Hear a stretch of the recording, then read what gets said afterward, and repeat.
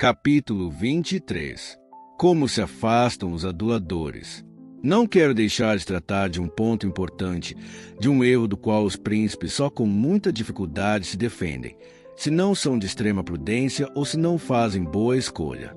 Refiro-me aos aduladores, dos quais as cortes estão repletas, dado que os homens se comprazem tanto nas suas coisas próprias, de tal modo se iludem, que com dificuldade se defendem desta peste, querendo defender-se, há o perigo de tornar-se menosprezado.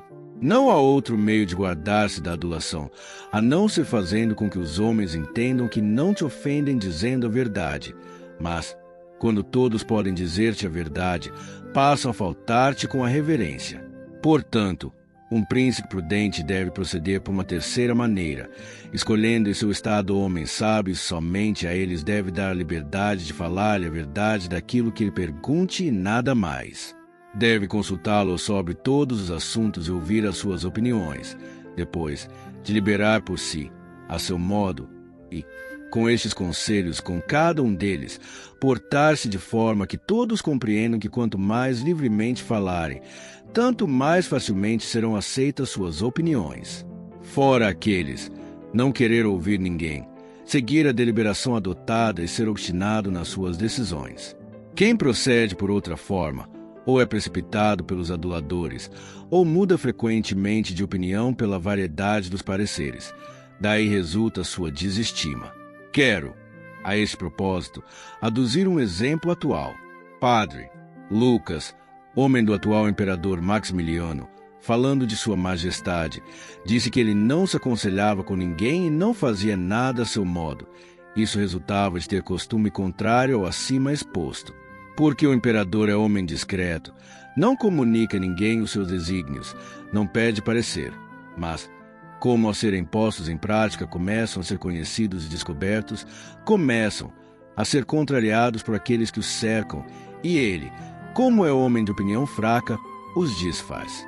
Daí resulta que as coisas que faz num dia são destruídas no outro e que não se entenda nunca o que ele quer ou o que deseja fazer, não podendo pessoa alguma basear-se em suas deliberações. Um príncipe, portanto, deve aconselhar-se sempre, mas quando ele queira e não quando os outros desejem.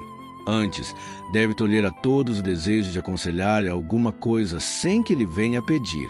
Mas deve ser grande perguntador e, depois, acerca das coisas perguntadas, paciente ouvinte da verdade. Antes, notando que alguém por algum respeito não lhe diga a verdade, deve mostrar aborrecimento. Há muitos que entendem que o príncipe que dá de si opinião de prudente seja assim considerado não pela sua natureza, mas pelos bons conselhos que o rodeiam. Porém, sem dúvida alguma, estão enganados, eis que está uma regra geral que nunca falha. Um príncipe que não seja sábio por si mesmo não pode ser bem aconselhado, a menos que por acaso confiasse em um só que de todo o governasse e fosse homem de extrema prudência. Este caso poderia bem acontecer, mas duraria pouco, porque aquele que efetivamente governasse, em pouco tempo lhe tomaria o estado. Mas, aconselhando-se com mais de um príncipe que não seja sábio, não terá nunca os conselhos uniformes e não saberá por si mesmo harmonizá-los. Cada conselheiro pensará por si e ele não saberá corrigi-los nem inteirar-se do assunto.